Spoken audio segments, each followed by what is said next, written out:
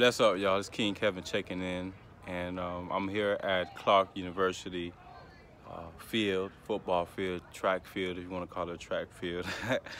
Y'all know what I'm talking about, those who are in Atlanta.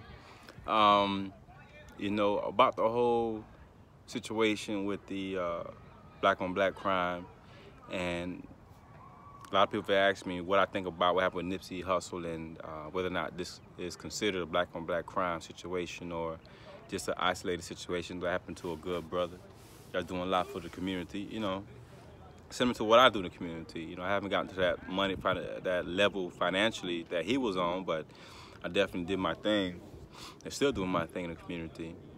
And I definitely feel as if, it's unfortunate, but at the same time, we really gotta take into consideration just everything involved. You got a black man doing this thing, helping his people out, and he didn't have to be in the hood. He could have moved to Beverly Hills or San Diego, wherever, but he chose to stay in LA, in the Crenshaw area, where he was, raised up and grinding, and he moved his way up, very high in the hip hop charts. Even had a Grammy-nominated rap album, Victory Lap. So I'm gonna go get that album just to, see what he was on. And I heard about him years ago because he had an interview with somebody on the streets, and he had his homeboys around him.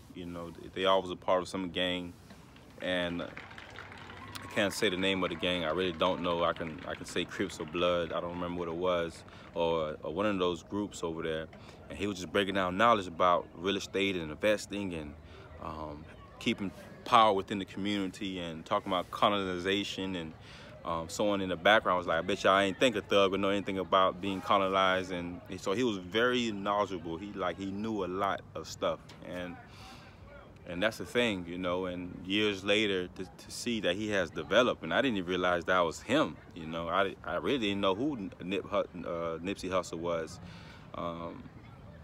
then or now, up until, his shooting. I seen his face and pictures around, but, there's so many artists and characters and individuals in the hip-hop industry, entertainment industry, that is, it's hard to keep up with all the names. But I definitely want to say rest in peace and my condolences to the family. And he was trying to do something for the community. Those who don't know, I host the annual Black on Black Crime Solutions panel. Our 5th one was here in Atlanta, which was a blessing. I hosted it literally, a few days after my birthday, February 11th, and we usually have it in South Florida. And we've been trying to get support and just getting the word out there for our programs, and trying to turn things around. Not even trying, doing things, bringing awareness, and we get little to no support for it. And it always bothered me, and I was like, you know what? I'm just focused on building a family, focus on just finding me a wife, getting married, having children, and not really worry about what's going on outside, because our people are straight knuckleheads, and that's the stereotype that we have. And I feel guilty for feeling and thinking that, even though that's how I truly feel and thinking and I see. And for him to get wiped out, and the individual who knew him, who supposedly did it, knew him, knew of his work, knew him personally, knew his contributions to the community, knowing all the businesses that he started, knowing how he was helping the community. And whatever beef they had, he chose to, whoever did it, took it upon themselves to wipe him out, knowing how many people was eating off his table. And when I say his table, is because he gave the opportunity for other people to eat and make a living. This guy must have been a multi-millionaire, Mr. Nipsey, who now I find out he's his name from a comedian called Nipsey something, but it's a comedian named Nipsey, and that's how he got his name.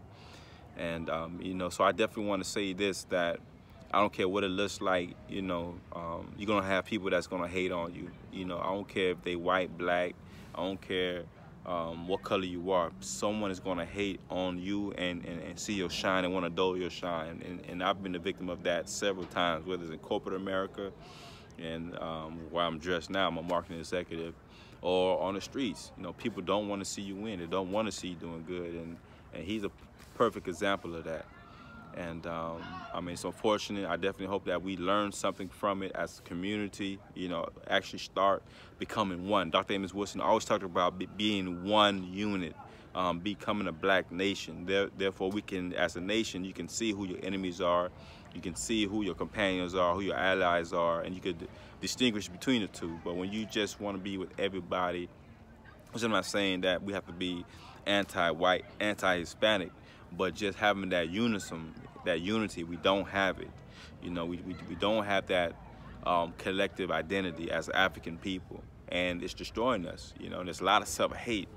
There's a lot of self-hate going on, and that's definitely unacceptable. You know, the fact that we would destroy one another, even though knowing that, you know, you could be the key to opening the doors for my children's children, but I'm finna shut your life down because I have an issue with you. Instead of just walking away like a man, you know, I have to destroy you, and it's sad, you know, that Winnie-Lynch syndrome still plagues us to this day. To this day, the Winnie-Lynch syndrome still plagues us to this day, and you know, I just can't believe it.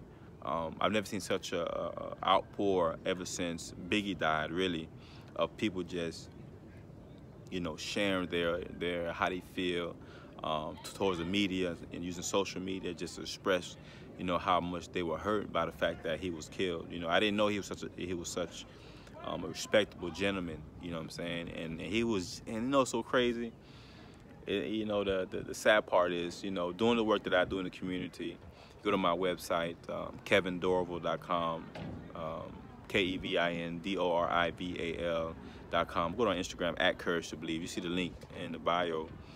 But even though this man was doing all of this, and he was just getting ready to meet the chief of police of the LAPD to see how they can circumvent some of the crime in the community, and guess what? He got wiped out before he could even do it. A day before.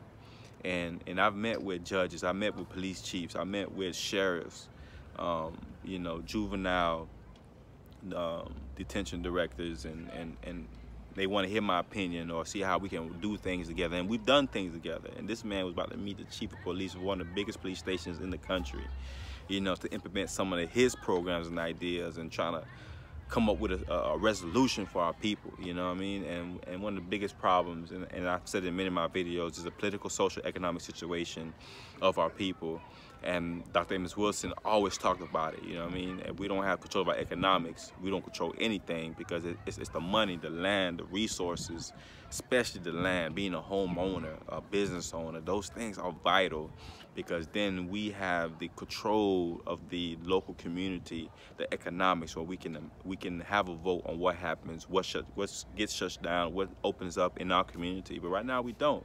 So therefore, we're pretty much in the wild, wild west everywhere.